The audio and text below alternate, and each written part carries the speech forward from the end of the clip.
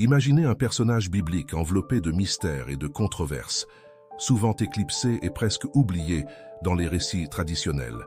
Ismaël, le fils oublié.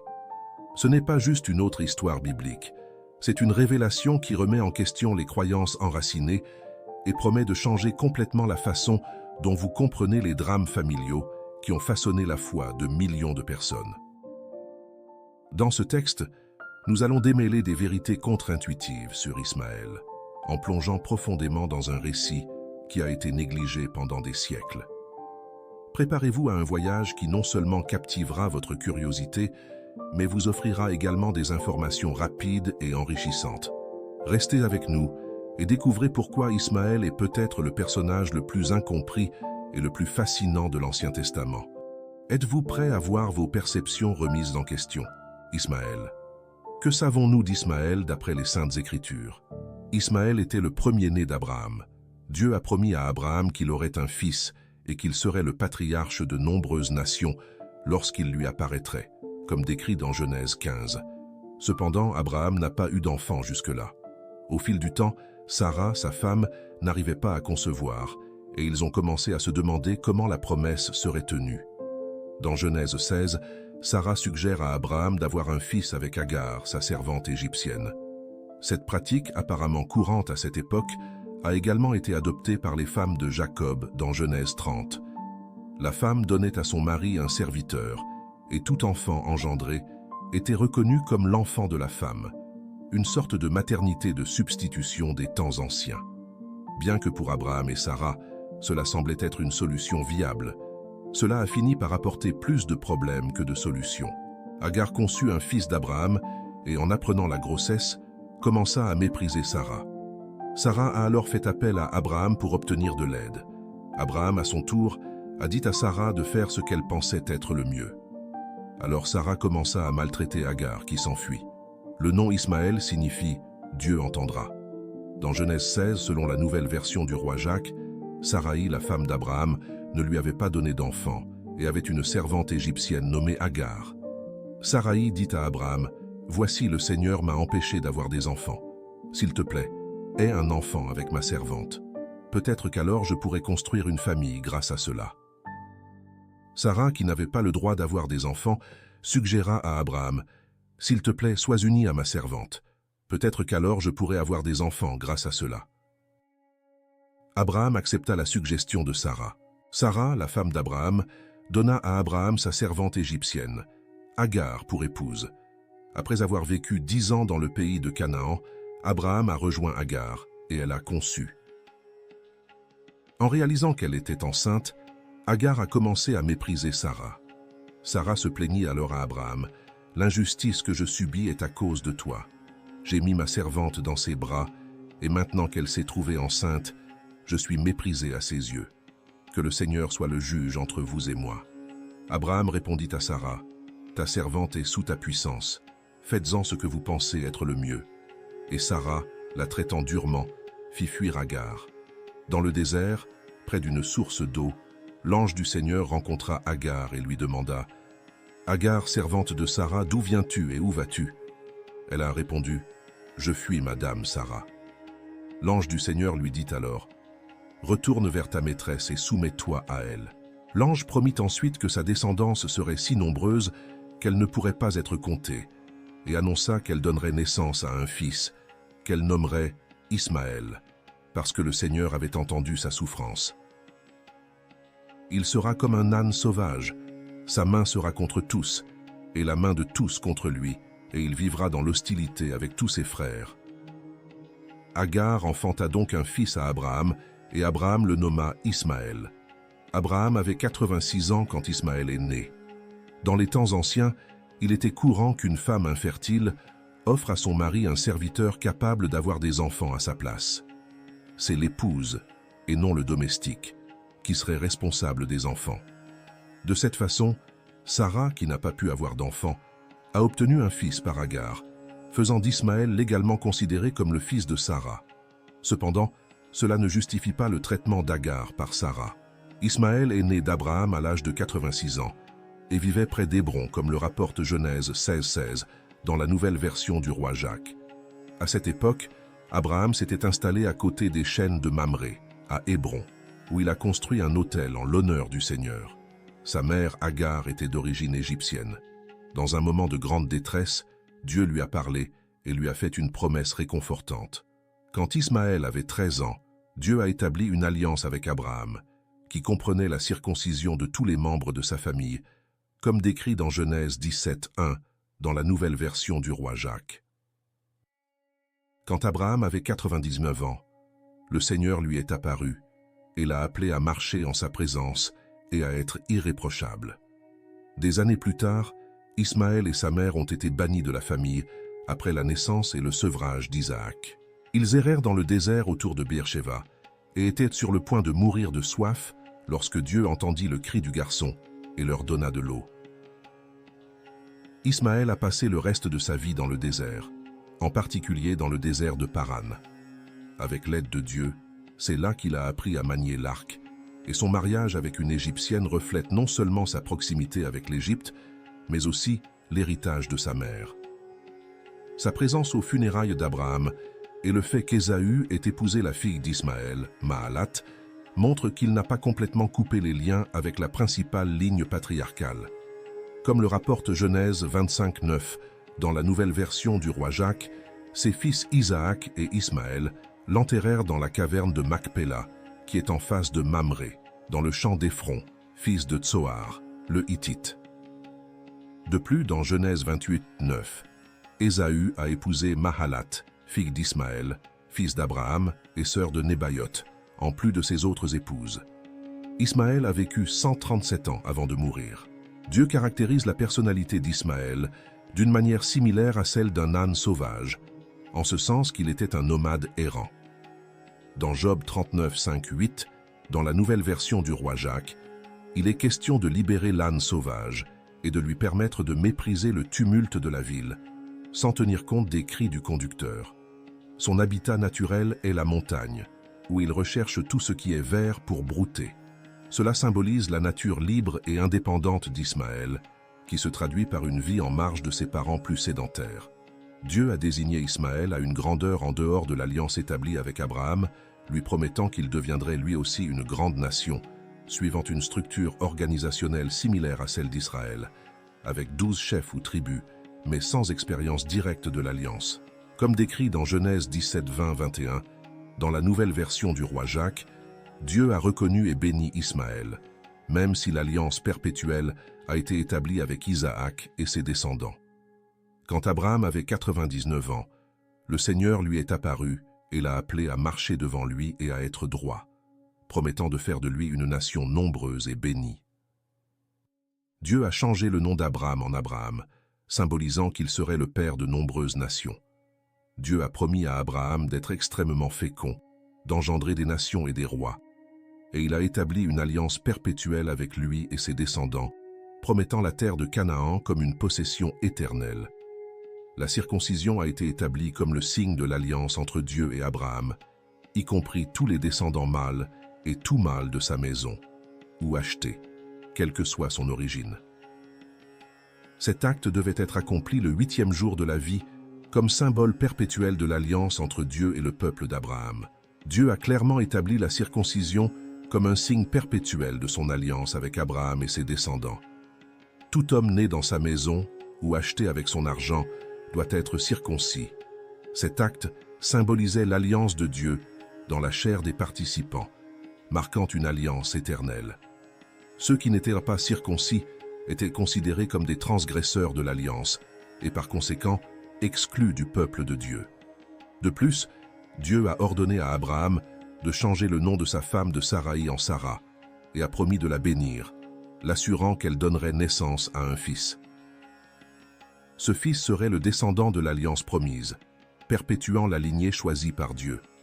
Sarah ne deviendrait donc pas seulement une mère des nations, mais aussi une ancêtre des rois.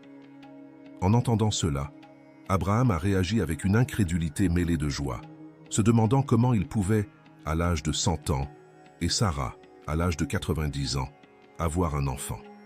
Dans son cœur, il exprimait le désir qu'Ismaël puisse vivre sous la bénédiction de Dieu. Reconnaissant l'amour d'Abraham pour Ismaël, Dieu promit de bénir Ismaël également, le rendant fécond et le multipliant grandement. Ismaël deviendrait le père de 12 princes et fonderait une grande nation. Cependant, l'alliance perpétuelle sera établie avec Isaac, le fils promis à Abraham et Sarah. Selon les instructions divines, Abraham circoncisa Ismaël, tous les mâles nés dans sa maison et ceux acquis avec son argent, accomplissant ainsi le commandement de Dieu ce jour-là. Abraham avait 99 ans lorsqu'il a été circoncis, et Ismaël en avait 13. Cette action symbolisait la soumission et l'obéissance totale d'Abraham à Dieu, marquant un moment déterminant dans l'histoire de la foi abrahamique et créant un précédent pour les pratiques et les rituels qui définiraient le peuple de Dieu. Le contraste entre la grandeur nationale et l'expérience de l'alliance révèle des nuances significatives sur ce que l'alliance de Dieu impliquait réellement. Alors que la grandeur nationale était promise à Ismaël, l'expérience directe de l'alliance de Dieu était réservée à Isaac et à ses descendants. Cette distinction est évidente dans Genèse 21, 13 et 18, où Dieu promet de faire d'Ismaël une grande nation parce qu'il était aussi un descendant d'Abraham. Dans Genèse 21, 18, Dieu instruit « Élève l'enfant et serre-le fermement, car je ferai de lui une grande nation. » Cela indique que bien qu'Ismaël n'ait pas été le porteur de l'alliance, Dieu avait tout de même des plans importants pour lui et sa descendance.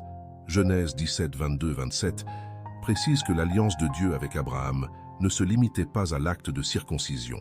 Bien que Genèse 17, 10 souligne que la circoncision est un signe de l'alliance, Ismaël, circoncis selon le commandement divin, n'était pas le signe de l'alliance, soulignant que la circoncision, bien qu'importante, n'était pas la seule indication de la participation à l'alliance de Dieu. La relation d'Abraham et de Sarah avec Ismaël est également complexe. Bien qu'ils aient d'abord considéré Ismaël comme le fils promis, Abraham a exprimé dans Genèse 17, 18 le désir qu'Ismaël vive sous la bénédiction de Dieu.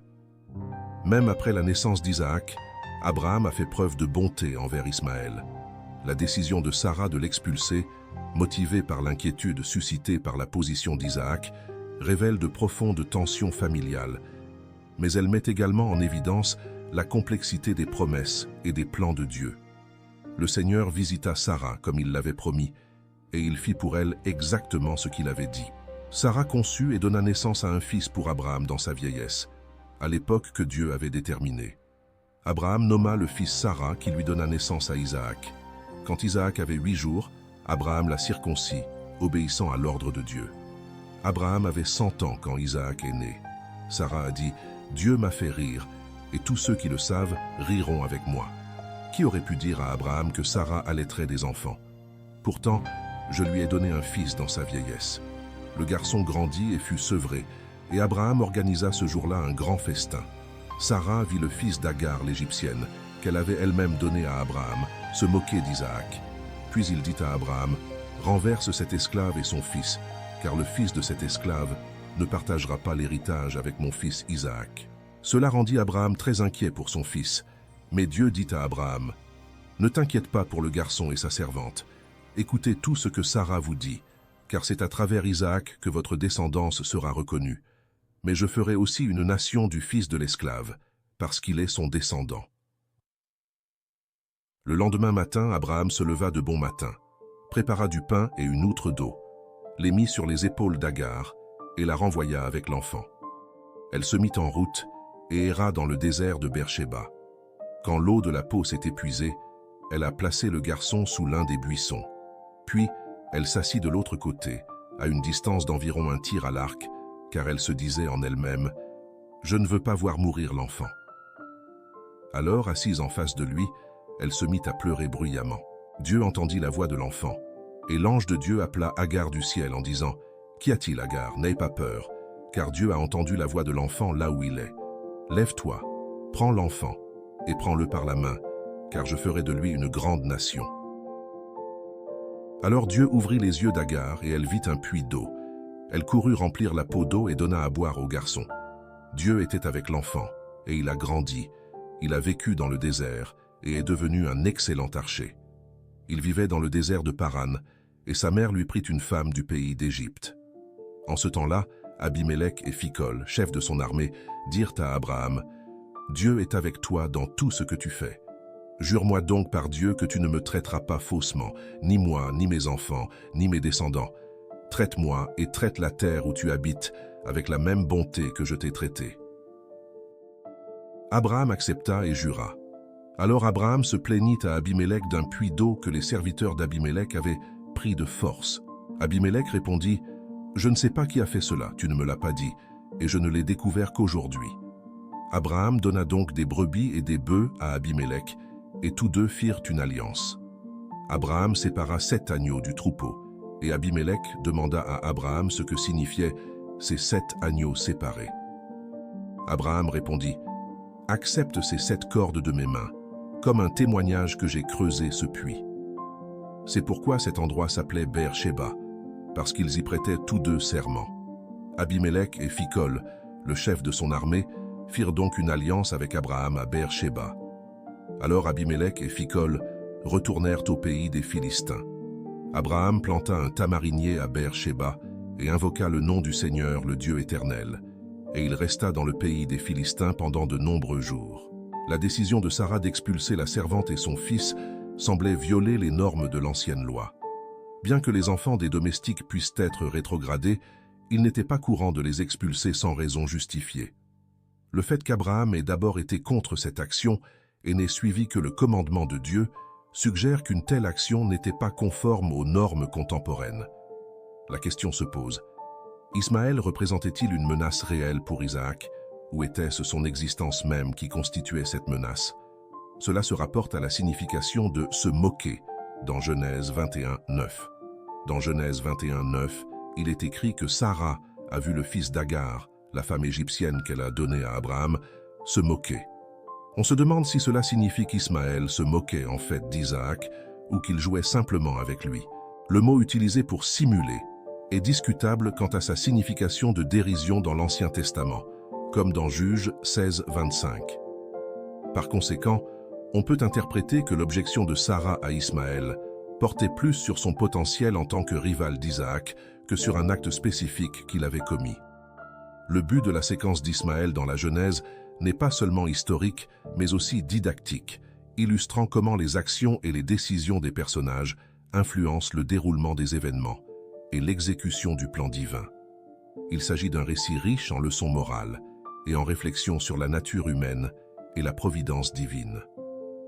L'auteur de la Genèse présente l'histoire d'Ismaël, principalement pour opposer Isaac et Ismaël, non pas en tant qu'individu, mais en tant qu'illustration de l'œuvre divine. L'argument central est qu'en accomplissant ses promesses à Abraham, Dieu n'a pas été limité par le naturel et l'ordinaire, c'est-à-dire par la chair. Bien que la préférence de Dieu pour Isaac comme fils de l'épouse fût conforme à la coutume, le rejet d'Agar et d'Ismaël servit à rendre le contraste plus frappant. Les descendants d'Ismaël sont énumérés de manière identique dans 2 passages de la Genèse. Dans Genèse 25, 12-16, nous avons la généalogie du fils d'Abraham, Ismaël, à qui Agar, la servante égyptienne de Sarah, a donné naissance. Les noms des fils d'Ismaël sont donnés selon leur génération. Naboth le premier-né, Kédar, Adbel, Mibsham, Mishma, Douma, Massa, Hadad, Théma, Jétur, Naphish et Kédem. C'étaient les fils d'Ismaël, et leurs noms sont associés à leurs villes et à leurs établissements, étant princes de 12 nations. First Chronicles 1, 29-31 répète cette information, mettant en évidence la lignée d'Ismaël. Nébaïoth le premier-né, Kédar, Adbel, Mibsham, Mishma, Douma, Massa, Hadad, Théma, Jétur, Naphish et Kéda. C'étaient les fils d'Ismaël.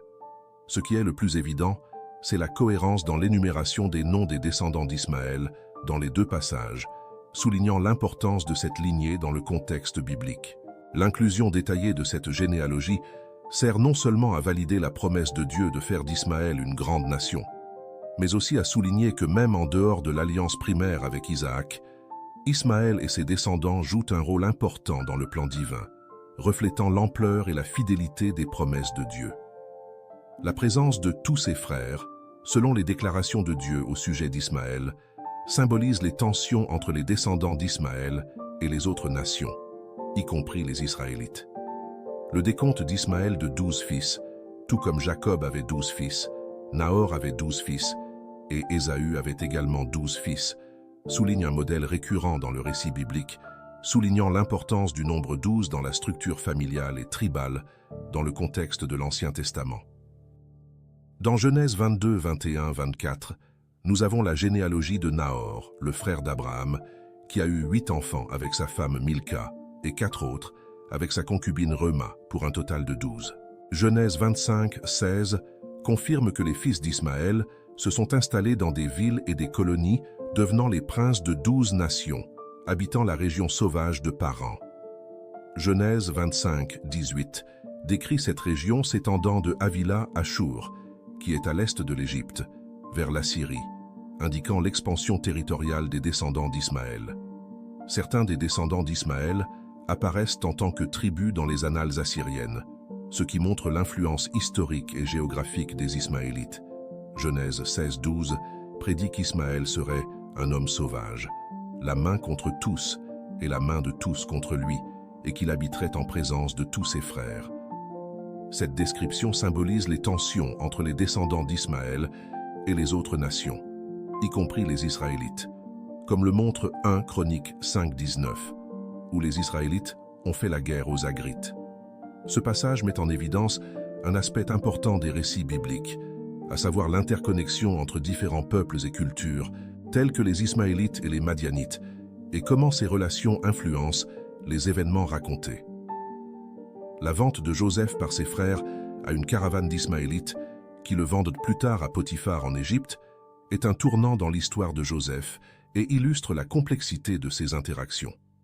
Dans Juges 8, 24, la référence à Gédéon demandant aux Ismaélites des boucles d'oreilles en or prises comme butin souligne la richesse et le statut de ces peuples nomades, connus pour leurs caravanes commerciales.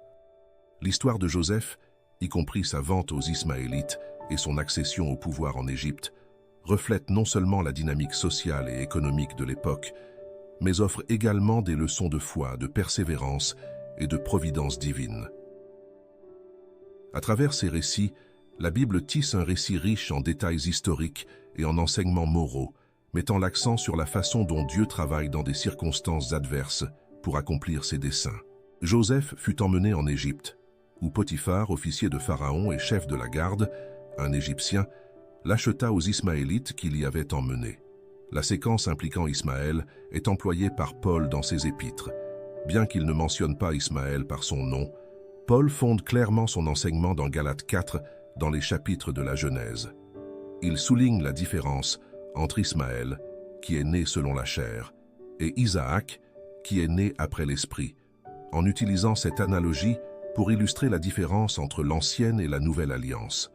En Galates 4, 29, Paul dit « Mais comme en ce temps-là, celui qui est né selon la chair persécutait celui qui est né selon l'esprit, il en est de même maintenant. » La référence ultérieure à Genèse 21, 10 montre clairement que Paul tenait compte de ce contexte lorsqu'il a fait la remarque sur la persécution d'Isaac par Ismaël, où Sarah demande à Abraham « Chassez cet esclave et son fils, car le fils de cet esclave n'héritera jamais avec mon fils, avec Isaac. » En révélant l'histoire d'Ismaël, nous remettons en question nos croyances et ouvrons les portes à de nouvelles compréhensions.